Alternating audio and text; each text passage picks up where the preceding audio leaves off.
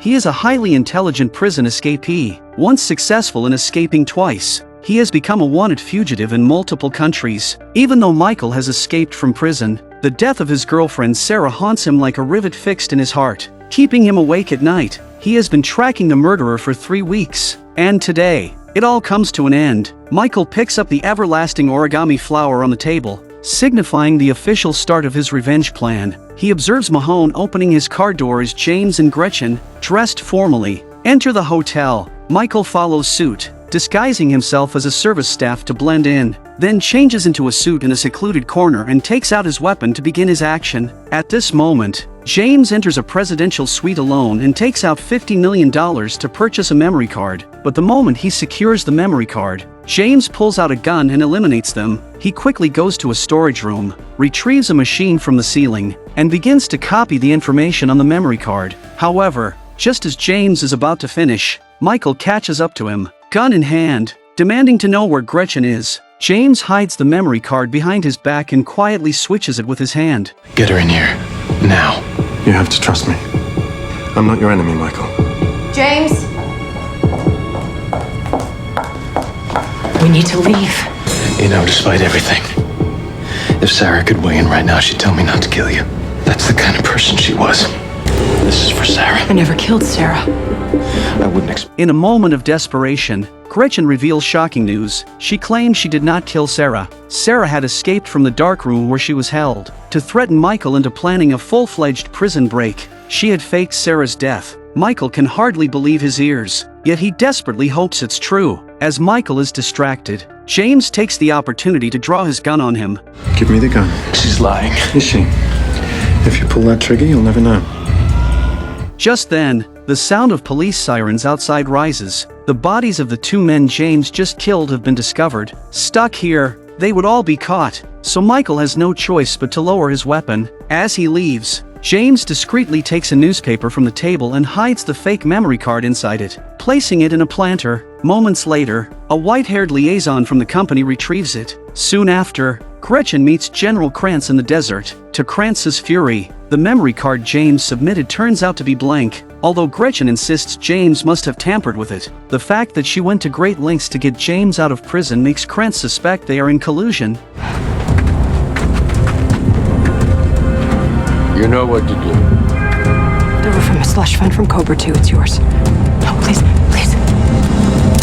Elsewhere, Michael calls his brother Lincoln to confirm if he saw Sarah's head in the box. Lincoln affirms, but since the basement was dark, he didn't inspect the head to confirm if it was Sarah. This reignites Michael's hope. He starts checking his voicemail for any message from Sarah. Unexpectedly, there's a message suggesting Sarah is alive and wants to meet him. Michael rushes to the meeting place, only to find the former senior agent Mahone waiting for him. Mahone gets straight to the point, saying he and James are working together against the company, and Gretchen was merely being used, likely already eliminated. The memory card, known as Scylla, contains the names and operational plans of all the company's agents. Securing it would enable them to completely destroy the company. Otherwise, they will all be relentlessly hunted down. But Michael's only concern is Sarah's whereabouts. Only when Mahone suggests James might know where Sarah is does Michael agree to meet James. In a secluded spot, James reappears, holding the memory card, stating, "Only by accessing Scylla's data can we bring down the company, and only then can all of us truly gain our freedom." The problem is that accessing Scylla's data requires breaking into a heavily guarded facility. Given Michael's history of successful prison breaks, they believe he can lead this mission, which is why they've approached him for an alliance. The bird guide left in Sona prison contained information that could have made the break-in easier, but it's now in Teabag's possession. Even without it, with their combined efforts, they are confident in their success. Sarah is indeed alive, hiding somewhere in Chicago, but she is in grave danger as the company is aggressively eliminating anyone aware of the secret. Before he can finish, a bullet strikes James in the head.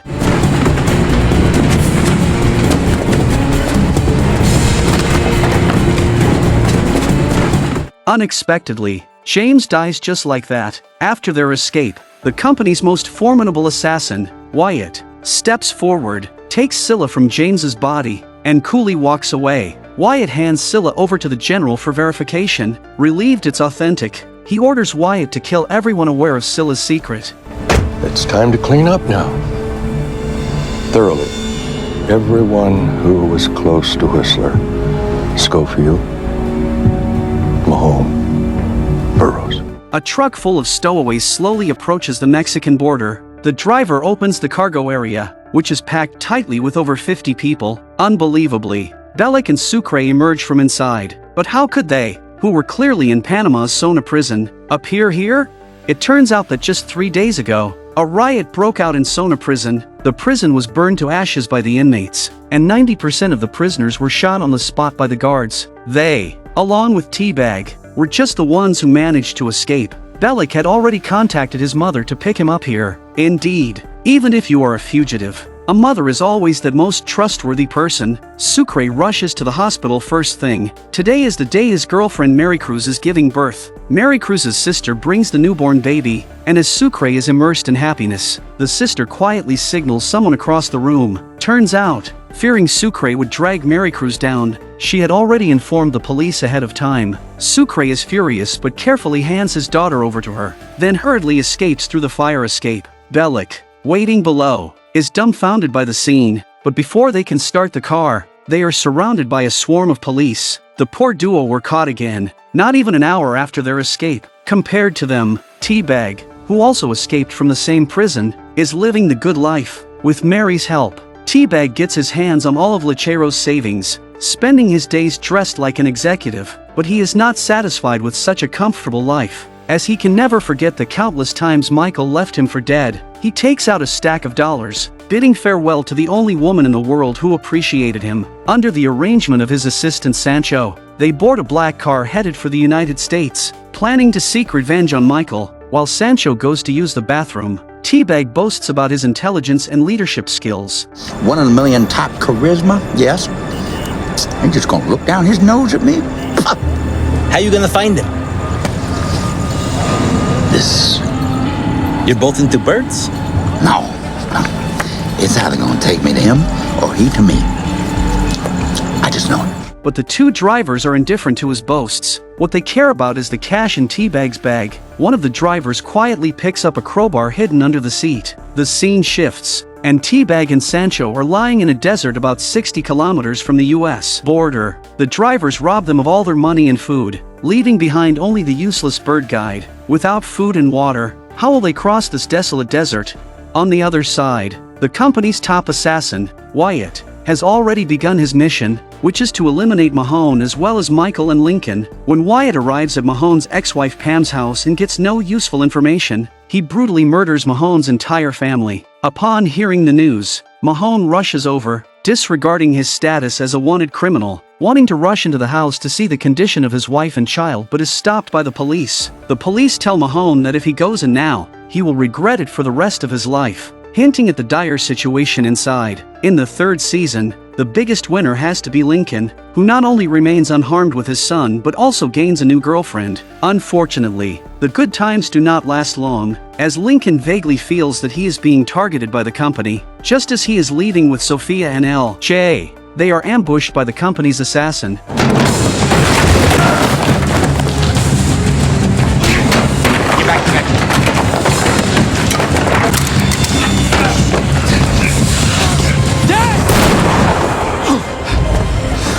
Although Lincoln kills the company's agent, the loud gunfire attracts nearby patrolling police, and he is eventually arrested by the local authorities. On the other hand, Michael is still looking for Sarah and makes a call to Bruce, a friend of Sarah's father. Unfortunately, just as the call connects, a group of police surrounds Michael.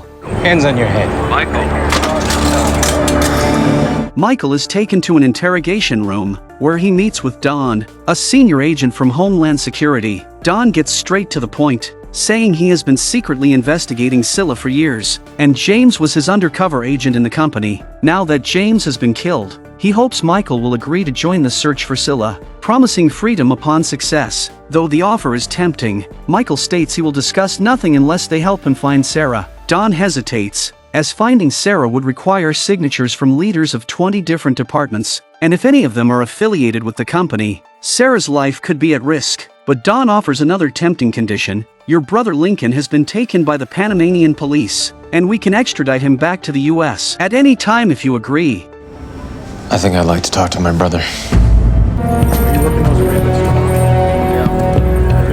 Seeing the efficiency and power of Homeland Security, Michael begins to be swayed. However, Don also states that for their safety, only a few people in the government know about this operation, and he would be their direct contact. After obtaining Scylla, you would then infiltrate the heavily guarded company headquarters to decrypt it. With your experience of escaping prison twice, I believe this wouldn't be a difficult task for you. As Michael hesitates on whether to join, someone posts a hefty bail for the brothers, and they are released. Turns out, this person is Bruce, a friend of Sarah's father. Bruce takes Michael to a house, opens the door, and standing opposite is the long-yearned for Sarah. After many days, they embrace tightly. That night, they spend the entire time together, and Michael gives the origami flower to Sarah. Seeing the scars inflicted on Sarah's back fills Michael with pain and guilt. Suddenly, a bullet flies in. It's the company's assassin, Wyatt, who has arrived. They quickly find a safe place to hide. Michael finally understands that unless the company is brought down, they will never have peace. The next morning, Michael meets his former prison escape companions, all part of his conditions to join the Scylla project. He didn't expect Don to actually bring them all here. Can't tell you how grateful I am for including me. Well, Sucre vouched for you, Bellic. He said you came through for him down in Panama. Alex, Michael? you ready for this? Yeah.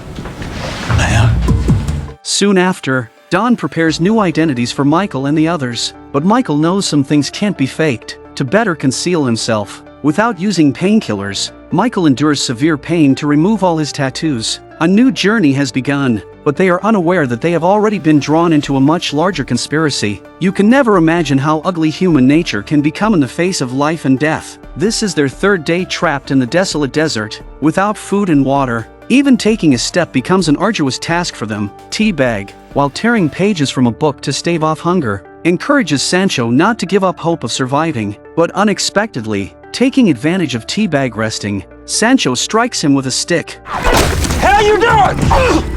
I'm hungry, Teddy. Why should the both of us die out here when one of us can help the other one survive? You don't want to do this, please. Make it quick.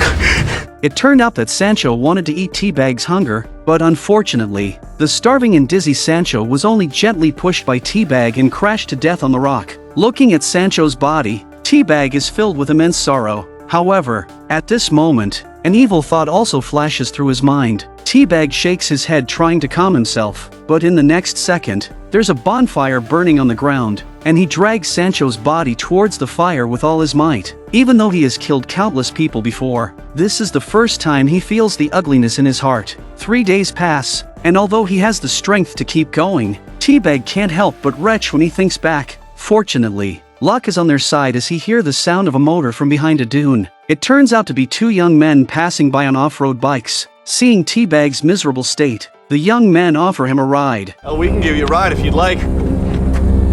Hey, what's wrong, man? Eat some bad Mexican? Something like that. With the help of the two young men, Teabag finally made it back to San Diego, USA. He comes to this city because the bird guide marked a special set of numbers, seemingly hiding something important by James here. Following the guide's instructions, Teabag successfully finds a shared storage locker, inputs the password, and discovers various IDs, bank cards, and documents inside. Obviously, this is another identity of James. Teabag learns from the newspaper that James has been murdered and decides to assume this new identity without hesitation. According to the information, Teabag boarded a bus to Los Angeles and searched for the address on the nameplate and used the key to open a room. Looking at the luxurious furnishings inside the room, Teabag can't contain his ecstasy. From now on, he can live undiscovered, no longer needing to flee. While shaving, Teabag recalls the times Michael tricked him, leading to the loss of his left hand and a series of tragic events that followed. Now it's time for his revenge. However, what he doesn't know is that Michael and the others have also arrived in Los Angeles. The escape team reunites,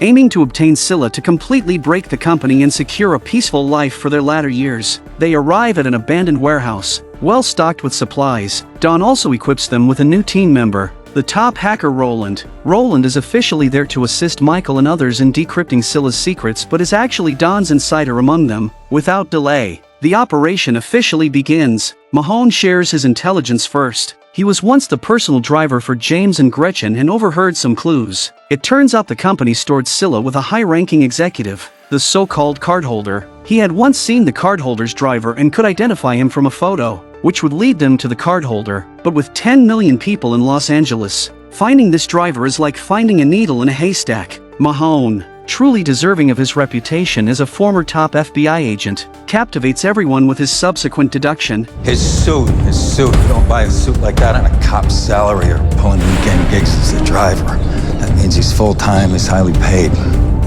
You ask our friend Mr. Self to run tax records of 45 to 55-year-old white males in Los Angeles, drawing a military pension and taking 6 figures from a private security company. And you narrow your field from 10 million till about 50, and then I can pick the guy out from there. Find the driver, you find the cardholder.